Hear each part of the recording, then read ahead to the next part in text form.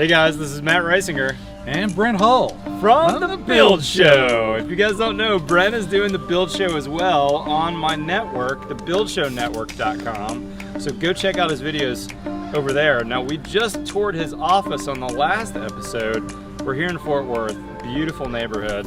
And Brent, I love this historic house behind me. What do we got going on here? So it's we've been working on it about 3 years, and we are almost finished. Hope to be done later this year. But this is not an old house, is it?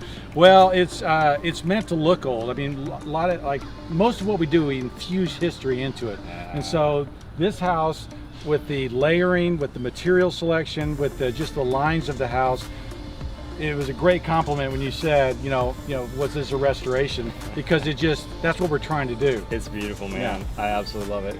On the episode today, we're going to walk this house with Brent.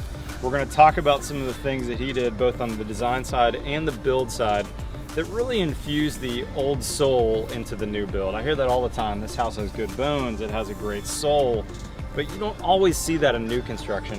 And I think after taking a tour over here, you're going to find some really cool old soul feels from this house. So let's go take a tour with Brent.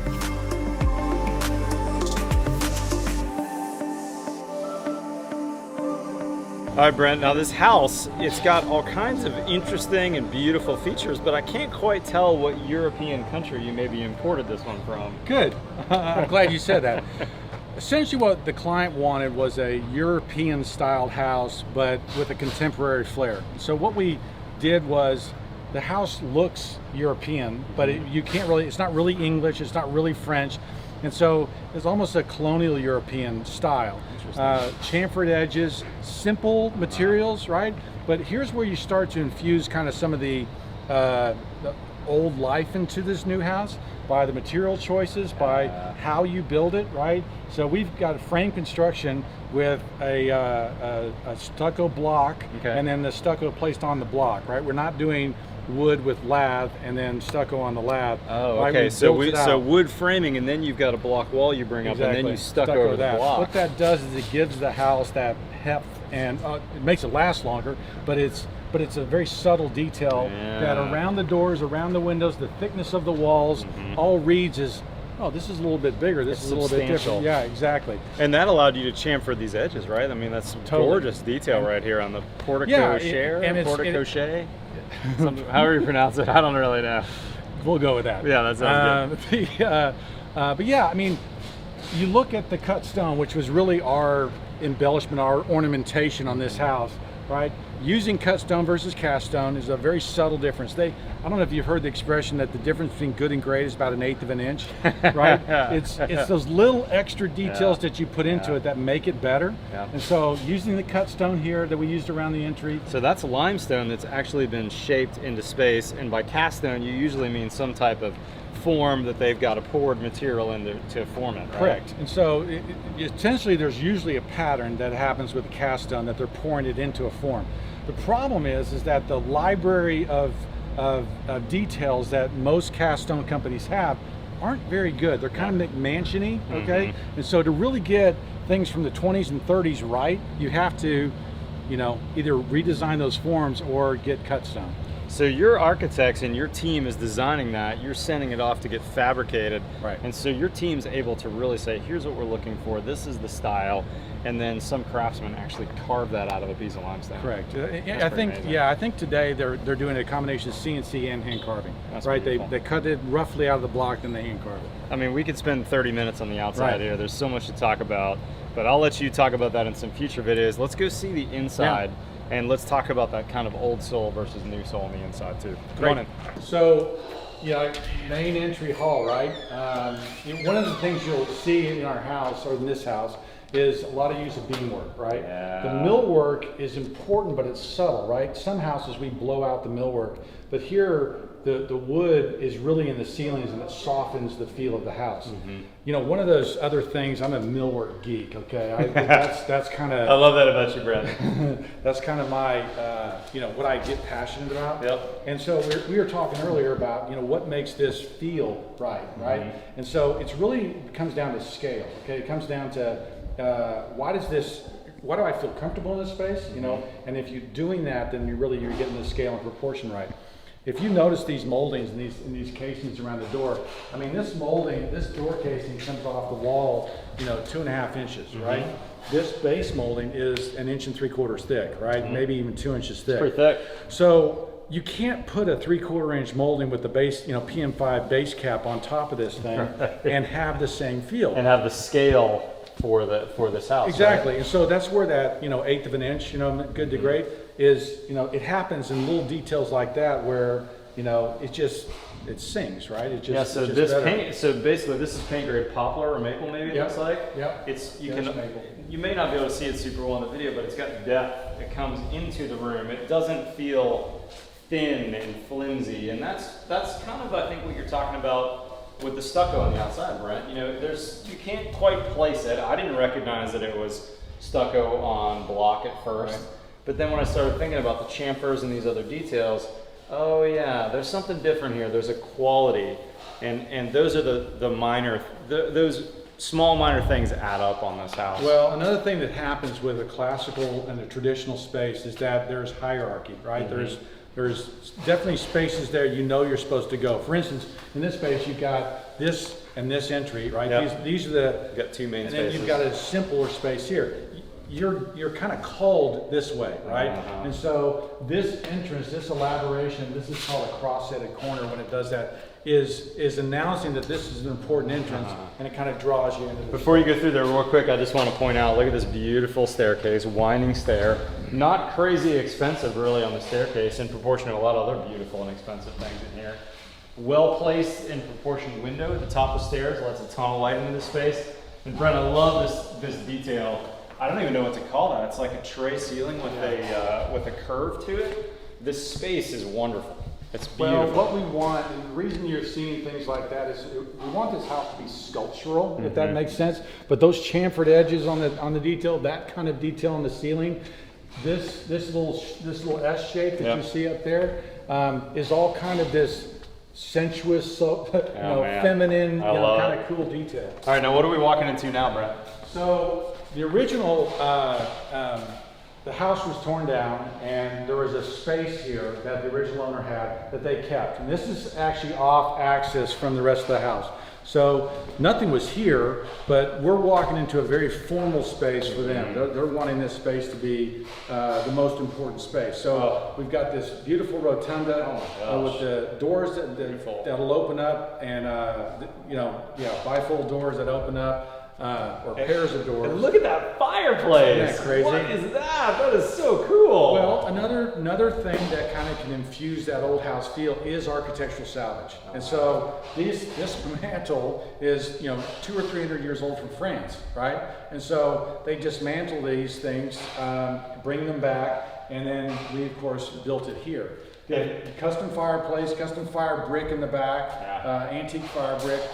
Again, this layering of details that kind of antique firebrick too. Yeah, that helps, right? It just helps that character. And not to pick on the cast stone guys, but right in Texas we have a ton of cast stone fireplaces of that same scale and grand houses, but it doesn't have that old soul feel. And even down to the firebrick that Brent used, that's a reclaimed firebrick that feels somehow different than just the black painted fire clay in the back or some other version of firebrick. So again, scale's important. The cornice at the top that helps you read this ceiling. Right, that's a pretty tall ceiling. It's a tall ceiling with a barrel vault. I love. Elliptical barrel vault, and we talked about putting some tracery in there. They thought it was too much. They liked the subtlety of what's happening here. I also like the subtlety of your trim's been primed already. And when I first looked at it, it looked like a line drawing almost in my mind. Like the architect sketched something. It's subtle, it's beautiful, it's not the same as a stained room, which looks like we may be walking into next. Yeah, and again, here's where Moldings help you read a space. Read the height of that, that beam across the top goes, okay, I can kind of feel where I am in this room, in this space. Beautiful, and look at these doors coming into this. These look like they are some old doors, Brent. Well, she found them, and they're French, They're very old. They required a little bit of restoration. They required us to build these massive jams, right? Like a timber jam almost. It's a timber jam, because what happened was we had to make these pintles here to hold the door up. Okay, so it's like gate hardware almost, Yeah, right? You got a pin, exactly. like a Texas ranch gate. And that goes back because that's what they used, 400 years ago in France and England, right? We call it gate hardware in Texas, but it really has a great historical tradition. That's amazing. But you can't just take that pintle and run it into a 3/4 jam, right? It doesn't have the heft, it can't carry these doors. So we really beefed up this thing to announce this space. And look at this millwork, Brent. This is beautiful. Favorite space here. Oh my gosh. This is white oak, I'm assuming? It's white oak. It's a rift sawn, though, a lot of it I'm seeing.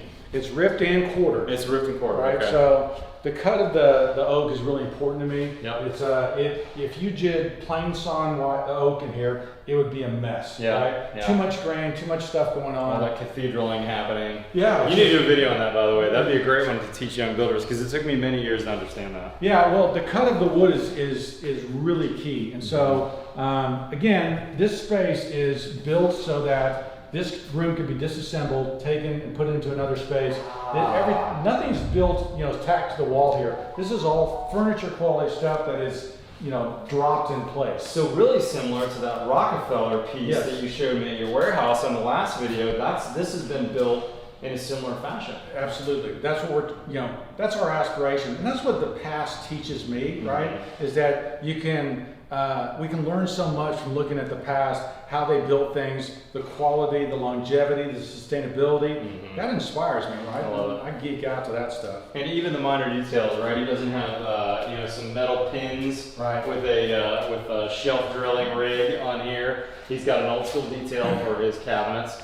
And what's going on with this beadboard in the back here, Brent? Well, again, it's plywood is an invention of the, post-industrial era, right? You don't see, Sam Maloof, when he really originally started the furniture maker, he was being hired by plywood companies to build furniture, to show people how to use plywood, right? So it's not an historic material in our thing. So historic furniture would have been made with some kind of solid board back, and that's why we do that. Yeah. And again, every cool detail that we've stolen, right? Yeah, we just look at the past and pick them up. And what am I seeing here? I'm seeing hinges on millwork. What are those hinges doing for us? Here's another thing we stole from the past. We basically have inset these windows with panel jam. It's like a panel jam, right? Yeah. And then this opens and this comes across here. And this is the way they would have, closed a window. You didn't have exterior shutters, you had interior shutters, right?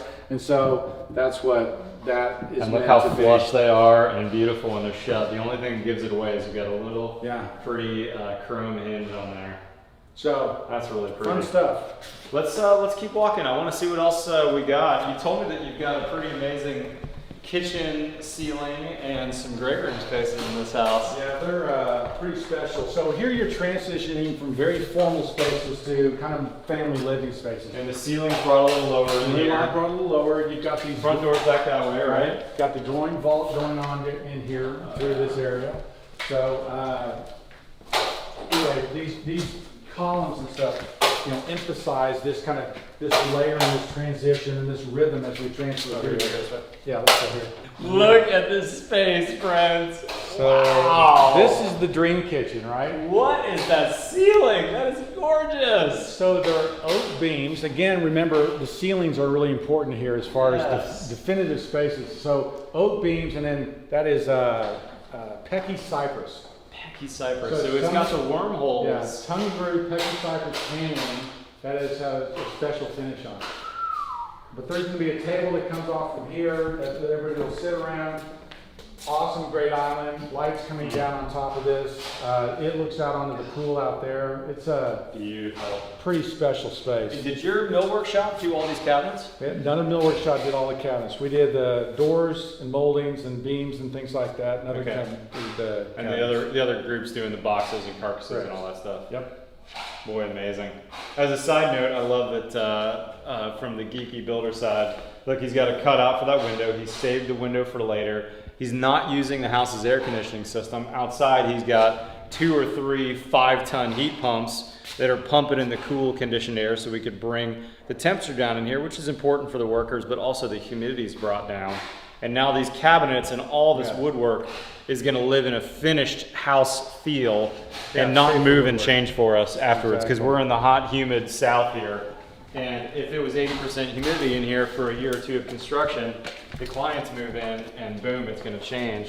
I can't walk by this and not point it out. Look at this transition between his tile and his beautiful oak floor here. So we've got, it's a stone floor that in a bunch of these areas in there, and then we transition to an antique oak fumed floor. So it's totally distinctive, really awesome. Oh my gosh. It's engineered, so it's not gonna move.